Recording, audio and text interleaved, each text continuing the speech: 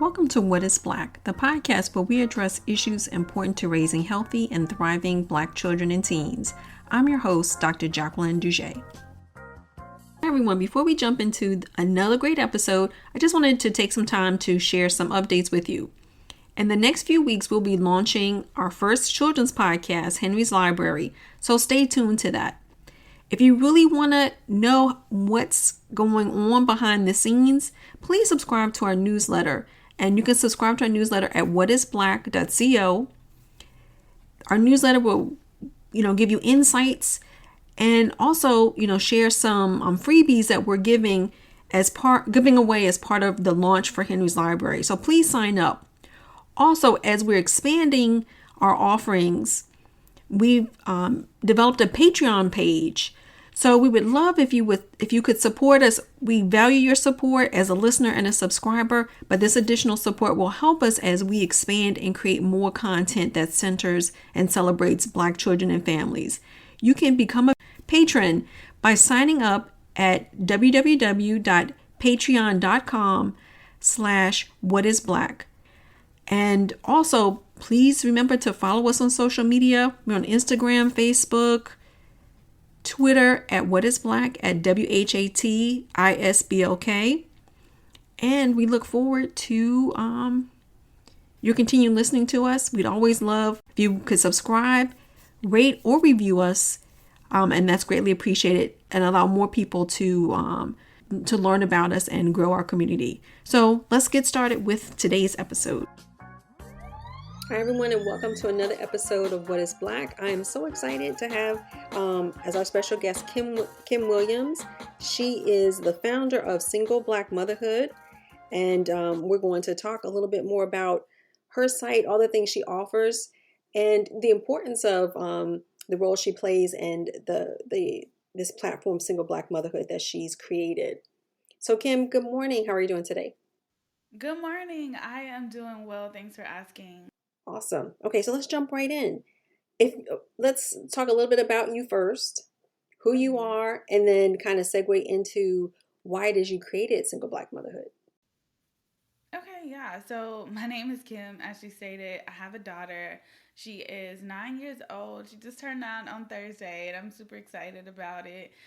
We live in a small mountain town in Arizona. We relocated almost a year ago. We relocated last March from Houston to where we are now. And by day, I'm a medical staff manager, and by night, I guess you can say I'm a creator. So I love building community, and I think it's so important. And you asked me, how did I get started with Single Black Motherhood? So I want to say when we moved to Houston, I had to end up moving out with the family I was living with, and I was just working for like 2 years, just grinding. And then all of a sudden, the company I was working for lost a contract, and so I wasn't able to work with the particular company they were contracted with anymore. And so I had some extra time because I was so used to working 2 jobs. And my daughter, she would be like in front of the TV while I was working at night. So it was just awful. And then I found myself in this space of like looking for resources. I was like, Houston is a big city. I know there has to be more than me out here, like single Black moms that are trying to grow, but they feel stagnant and they don't really know like how to get out of this space. And one of my colleagues reached out, and she had a YouTube channel. And so she was like, I would love for you to share your story, like how, you're single parenting and you're doing all the things with my audience. And I was like, okay. And then I thought even deeper. I was like, if she wants to know how I'm doing this, I'm sure other people would want to know. And then I was listening to podcasts at the time, but I was having trouble finding single moms that look like me that were podcasting in the same sense of like being young, single, and Black, right? I did come across some moms that were podcasting, but they were divorced Black moms. Seemed like they were well established, so we weren't on the same page. And then the Caucasian moms that I listened to, I did learn some things, but they had really good support systems. And so I did not have a support system in Houston, and so I just was out there struggling. And so I started my podcast as a way to like chronicle my journey, but then it turned into something so much more than just me sharing my journey, right? So that's how I got started with the podcast, and then I created the community Single Black Motherhood. And I think that's so amazing. And I think that's why, when we first talked and I thought about the opportunity to connect with you, is that, unfortunately I have not done, I think, enough to really focus on. I think I talk about parenthood more broadly, but really I think sometimes I'm thinking about like the lens that I have of parenthood, right? So, I'm married, right? So I have a partner in terms of when I was raising my kids. And sometimes I think if you don't have the different perspective or have an understanding of that perspective, then it's still part of this continuum of parenting, right? Um, so I want to share resources with my community, but also educate myself as well. I mean, it's not that it's not that I don't know about parenting is parenting, right? But our journeys are different, right? And our experiences are different. And I think as you're speaking to, right, each of our personal experiences and journeys in different parts of our lives, right? I think we have different needs, different communities at those different points in our life. And the fact that you had this need and you created this platform, Single Black Motherhood, you said first a podcast and then the community, I think is wonderful. And I'm learning more, right, as I'm looking at your IG feed. Again, that also informs me not only as a podcaster, right, but also I think as a healthcare provider, right, being a pediatrician in public health, I think the more we know about people's experiences and also admit to ourselves what we don't know, right? And being humble enough to say, like, you know what, let me learn more from someone else's story, but also build community as well. And I love what you're doing. Thank you so much. So I want to talk a little bit more about, so you talked about the inspiration for creating Single Black Motherhood. And I wanted to dive a little bit more about the platform, right? The community that you've built, and sort of the response you've gotten from the community about having a place, having a platform that's dedicated specifically to single Black moms. Oh my gosh. So when I first started, people would message me like so much saying, "Oh my gosh, thank you for sharing," or like, "I really needed this." And I remember there was a mom who messaged me, and she had been through like several abortions, and she talked about like how my podcast had impacted her. And like, I think that was a moment for me when I understood that this was necessary and it wasn't just about me anymore. Like, I started out just for me, right? Obviously I needed community, but then I'm like, man, other people need community, they need education, they need resources, and so I have to create this place. And so the response that I continue to get is that it's necessary. No matter if it's a mom saying that she paid off her car. Like today, I got a DM from a mom saying like she's so excited she paid off her car, or like they've made this big step in parenting where they haven't like hollered as much at their kids. So it doesn't matter like what it is. It just, I don't know, they keep reminding me that this community is necessary, and they really appreciate the space to see other moms that look like them that are on this journey of improvement. Like, we're not just stagnant, we're not just broke, we're not just like bitter. So I think that is important.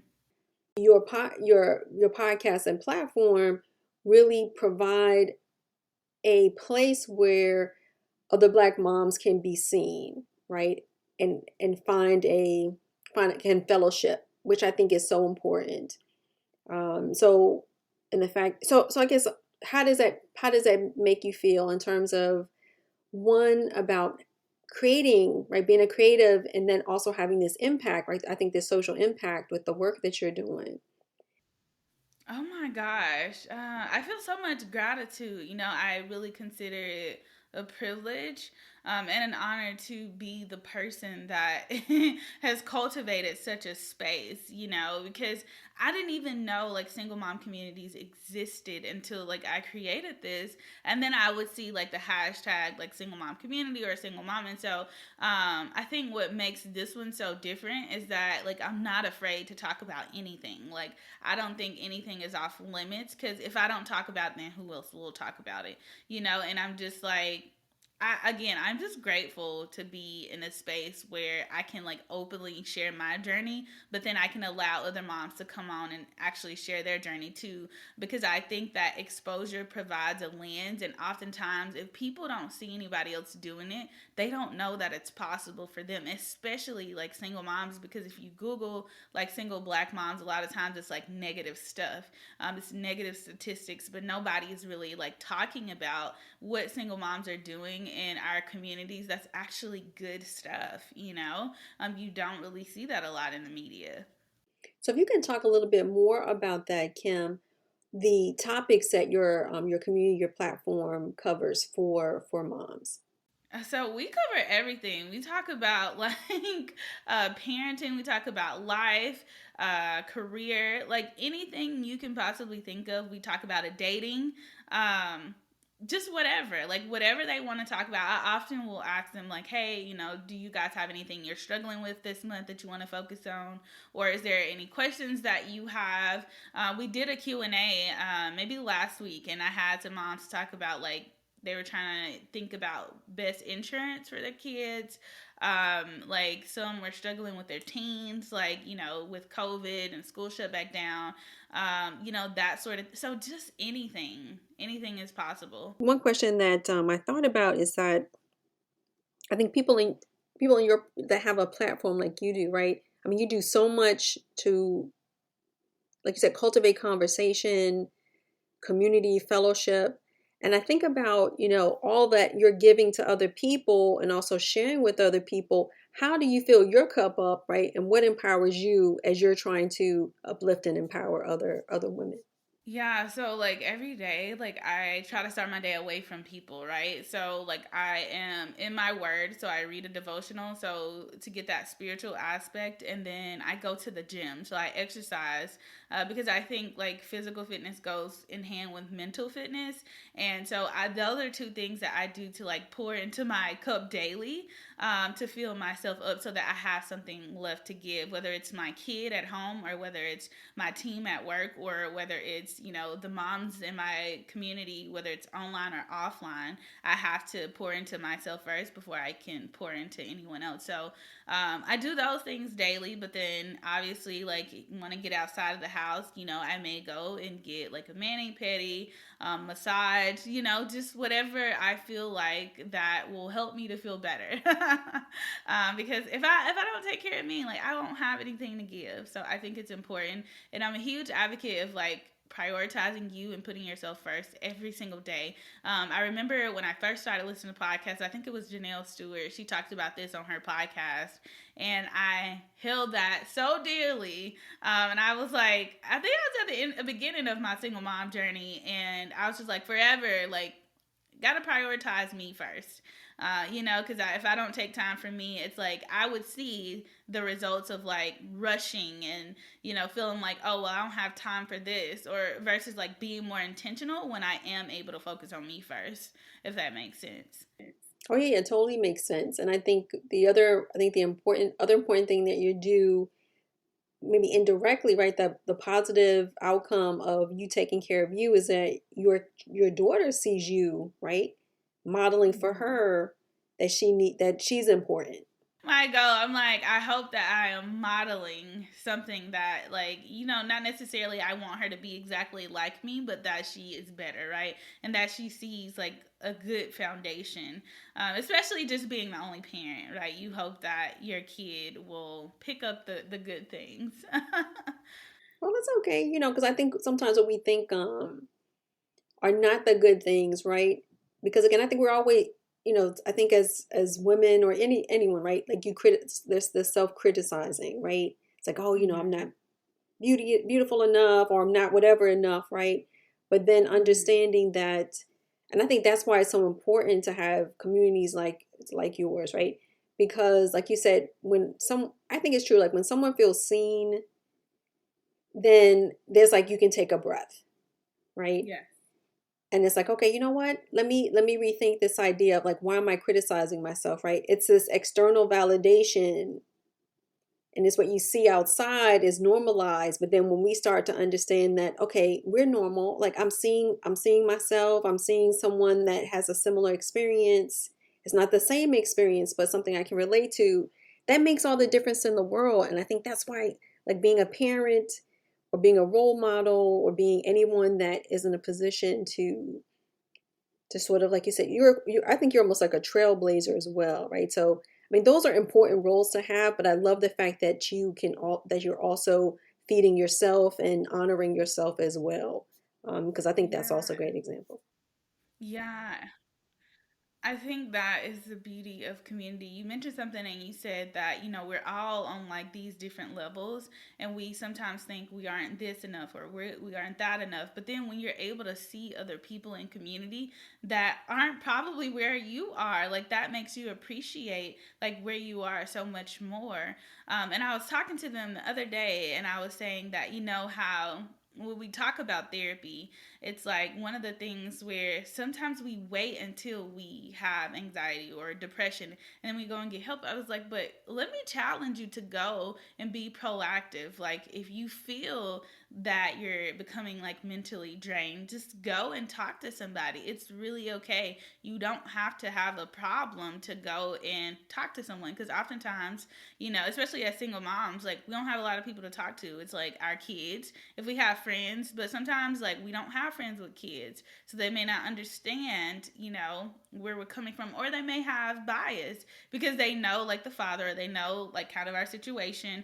And so I think that's just again important to be in community because you can also like say, hey, this is how I'm feeling, y'all, like and sometimes you don't want like opinions or advice, you just want to be able to have somebody to vent to, right? So that's also another reason why I do like the Q&A. It's because sometimes moms will just want to say something, and they want to feel seen and they want to feel heard. And I think that's important. Oh, I love that. I love that. It's always a lesson because again, we're all in different stages of parenting, and I think right now Mm-hmm. and I think I mentioned this to my husband this morning, this idea of this, I guess, an expectation I had of parenting in this stage of my life versus when Mm-hmm. I was younger, these images, right? The images I had, I think of parenting, were, my experiences, my parents, and I mean, good or bad, right? You take what you can from that experience. And then a lot of it is what I grew up watching on television. And not all of that reflected my experience. So it's kind of like, okay, so I think it's wonderful now to have communities, right? Communities, like for me, my community would be like, okay, you're almost pretty much done raising your kids, right? They're in college, right? So I'm a different stage of parenting. So, and that kind of community is different. It would be important for me. So I think it's important. I think at all these stages, right, we have the groups that feed us, we're seen, and or just to have fun with, right? And to just let go. Yeah, yeah, that's what I'm saying. That again is the beauty of community because in single black motherhood, we have moms that, they're at that stage where they have kids in college and they're able to give back to us younger moms that we have kids in like elementary. And then there's some moms with kids in middle school. And so we have like this really good diversity of moms that, can contribute. And I think again it's so beautiful to me because like we all are on different levels, but there are some places where we can just come together, and like, hey, like we get it, like we understand some things no matter what level we're on of parenting. So I wanted to talk a little bit more as well about, I mean, I think you touched on, you know, the things that you cover in the community, what additional resources you provide to those who join your community. So, as far as resources, I try to post on like Instagram. The podcast is super resourceful because I've brought on moms that have been through different things. I think those are like good places to start. I just try to share things when I find them. Stories is always a good place too because I'll post links in there to things. So yeah, just social media and the podcast I think are ways that I try to get the resources out there. Now, so you talked a little bit about the move that you made. Like, so you made a big move during the pandemic. So I was wondering how has the pandemic impacted you as a mom and a business owner? So I actually just turned this into a business. So I'm a new business owner, so I can't speak much to that. I've been doing this for a while as like a community. Again, I was doing it for me. But now that I saw like this need, it's like, okay, like I can turn this into a business. So I can't really speak from that aspect of a business owner, but as a mom, it's definitely been challenging, especially in the beginning. Not so much like second year pandemic, but first year when the kid had to be at home, like that was definitely a challenge, because it's like I'm trying to work, she's trying to do school, she needs help, so I have to be a teacher, I have to be a chef, I have to be, mom, I have to work. It was just crazy. However, my therapist was still available, thank God. So I was able to like vent and get some strategies from her. So we made it through that. I mean, we're still in the pandemic, but she's going to school now. I'm working in the office now, so things are different. And the move was pretty seamless. Like I can't complain much. My stuff got here late, but other than that, like it wasn't a big deal. Like I'm so grateful that it went as smooth as it did. That's good. I'm glad. But it almost sounds as though that, it sounds like you took the opportunity, and I think there's hopefully like a lesson learned for other moms as well, right? You became an entrepreneur, and you're doing something that one has a social impact, but also something that you can relate to and that you enjoy doing, which I think is important. Yes, and I'm just like, I feel like life is short, and so we're in a pandemic, right? But like my faith is bigger than this pandemic. So I don't know if your listeners are, like spiritual, but I think you have to have a power higher than yourself to be able to keep going, especially when things are just like crumbling in the world. I think that's important. How has your building, the community that you built, impacted you personally as a parent, and also impacted you? Like personal impact, oh my gosh. So I did mention earlier that I felt like this was something bigger than me, right? It was at that moment where I got the message from the mom that had the abortions and how she talked about how the podcast really impacted her.